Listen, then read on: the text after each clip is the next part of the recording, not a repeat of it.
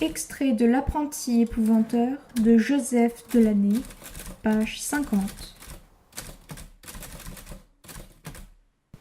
J'allais être enterré vivant. Une terreur sans nom me submergea. J'aurais voulu hurler, mais aucun son ne sortait de ma bouche. Soudain, on me lâcha. Je tombai lourdement.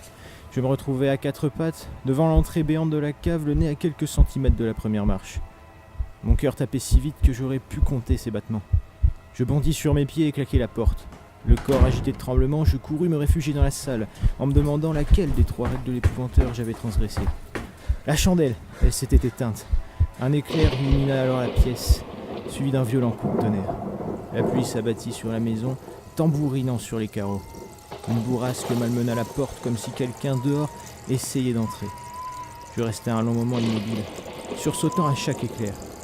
Jamais je ne m'étais senti aussi misérable. C'était vraiment une sale nuit. Pourtant, malgré ma peur de l'orage, j'aurais donné n'importe quoi pour m'enfuir dans la rue, pour ne pas avoir à descendre dans cette cave. J'entendis la cloche de l'église sonner au loin. Je comptai les coups. Minuit, l'heure d'affronter ce qui m'attendait en bas. À cet instant, je remarquai à la lueur d'un éclair de larges empreintes de pas sur le carrelage. Je pensais d'abord qu'il s'agissait de celles de l'épouvanteur, mais elles étaient noires, comme si les semelles qui les avaient laissées avaient été pleines de poussière de charbon. Elles sortaient de la cuisine, bifurquaient vers la fenêtre, puis repartaient d'où elles venaient, vers les profondeurs de la cave où j'allais devoir m'enfoncer. Je tâtonnais à la recherche du chandelier et mis la main sur mon baluchon. Dedans, il y avait le briquet que mon père m'avait donné. À l'aveugle, je réunis quelques brins de paille, battis le briquet pour faire jaillir les étincelles. En soufflant doucement dessus, je portai la mèche d'amadou à incandescence et l'approchai de la paille. Une courte flamme s'éleva, juste le temps que j'y rallume la chandelle. Papa ne se doutait sûrement pas, en me faisant ce cadeau, qu'il me serait si vite utile.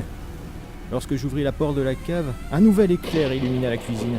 Un violent coup de tonnerre ébranla la maison et son écho roula jusque dans les fondations. Je m'engageai dans l'escalier, levant le chandelier d'une main si tremblante que sa lumière projeta sur les murs des ombres fantastiques. Tout en moi refusait de descendre, mais si je ne réussissais pas le test, je n'aurais probablement plus qu'à repartir chez moi dès l'aube.